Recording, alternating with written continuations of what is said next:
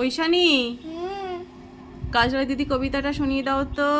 বাগানের মাথার উপর চাঁদ উঠছে, ওই মাডো মাছ হলো তো বলে কাজলা দিদি তো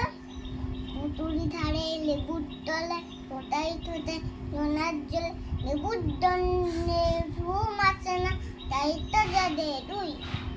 ডাকি হলো মাডো আমার কাজলা দিদি তোই। সেদিন হতে তেন মার দিদিকে তেনই বানায় দেখো, দিদির কোথায় আঁচল দিয়ে মূর্তি তেন উঠাতো, খাবার খেতে আসি যতন দিদি বলে ডাকি তখন, ওই ধরতে তেন মার দিদি আসে না তো,